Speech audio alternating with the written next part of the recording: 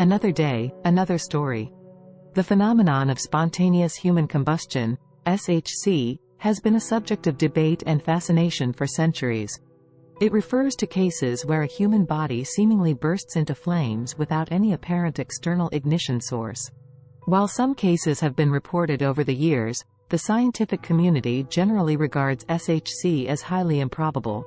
There are several theories proposed to explain alleged cases of SHC, including the wick effect, which suggests that a person's clothing can act as a wick, drawing melted body fat to fuel the fire. Welcome to Taboo Eminent Channel.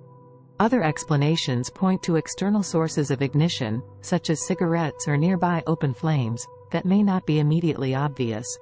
While there are documented cases where individuals have burned to death under unusual circumstances, conclusive evidence supporting the existence of genuine spontaneous human combustion remains lacking. Most purported cases can be explained by known factors like smoking, alcohol use, or accidents involving nearby heat sources. So, while the concept of spontaneous human combustion captures the imagination and has been the subject of folklore and urban legends, it lacks solid scientific evidence to support its existence as a distinct phenomenon. One of the most famous cases often cited in discussions of spontaneous human combustion is the death of Mary Reeser in 1951. Reeser, an elderly woman living in St. Petersburg, Florida, was found dead in her apartment under bizarre circumstances. When authorities arrived at the scene, they discovered her body almost entirely consumed by fire, with only a few bone fragments and a portion of her skull remaining. Strangely, the rest of the apartment showed minimal damage, leading to speculation about spontaneous human combustion. The case gained widespread media attention and fueled speculation about the possibility of unexplained human combustion. However, subsequent investigations by forensic experts and scientists provided alternative explanations. One prevailing theory was the wick effect, which suggests that Reeser's clothing acted as a wick, drawing melted body fat to sustain the fire. The relatively low temperatures required for human fat to ignite could explain why the apartment did not sustain significant damage. Late at night on Christmas Eve 1885, in the small farming town of Seneca, Illinois, a woman named Matilda Rooney burst into flames. She was alone in her kitchen when it happened. The fire quickly incinerated her entire body except her feet. The incident also claimed the life of her husband, Patrick, who was found suffocated from the fumes in another room of the house. The tragedy left investigators baffled. There was no reason to suspect foul play. The Rooneys had been relaxing and drinking whiskey that evening. A farmhand who had spent a few hours with them hadn't noticed anything out of the ordinary. Furthermore, no source of ignition could be found for the blaze. Although the flames had been intense enough to reduce Matilda Rooney to ashes and a few fragments of bone, they had not spread to the rest of the room. The fire seemed to have started in her body and stayed confined to her body. It appeared that the Rooneys had fallen victim to the rare and enigmatic phenomenon of spontaneous human combustion. Spontaneous human combustion is a mystery with an impressive literary pedigree. Herman Melville and Nikolai Gogol used it to dispatch characters in their novels Redburn and Dead Souls, respectively. But the most notorious case in fiction is Bleak House by Charles Dickens, where the sleazy alcoholic junk merchant Mr. Crook ends up as a heap of ashes on the floor and a dark, greasy coating on the walls and ceiling. In the preface to the book edition of Bleak House, written after the novel had already been published in serial form, Dickens defended his use of spontaneous combustion against accusations of implausibility, citing several famous cases and the judgments of eminent medical doctors that such a thing was indeed possible.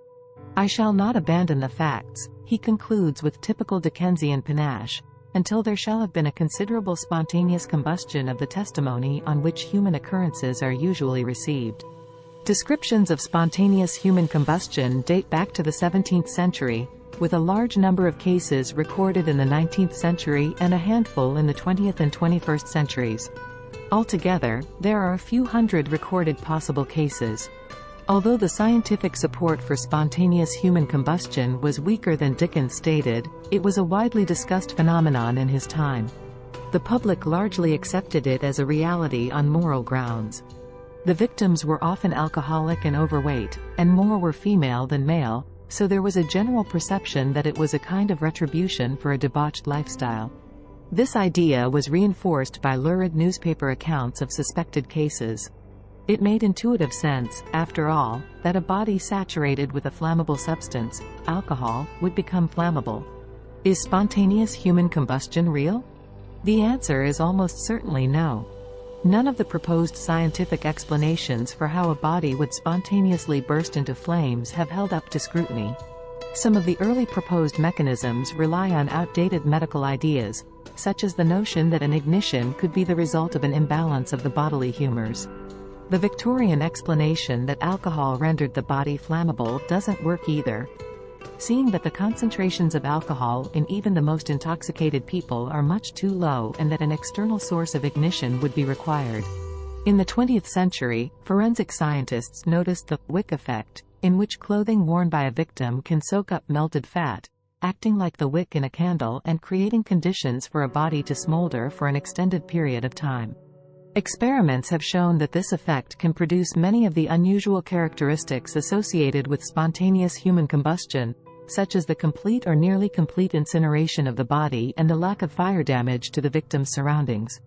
The likely explanation for suspected cases of spontaneous human combustion, then, is that there is an external source of ignition, a match, a cigarette, an electrical spark, that sets off the wick effect, but the evidence of it is destroyed by the fire. Although alcohol doesn't make the body more flammable, severe inebriation or other forms of impairment may be a factor in some of these deaths since the victim may be unable to react to a slowly developing fire.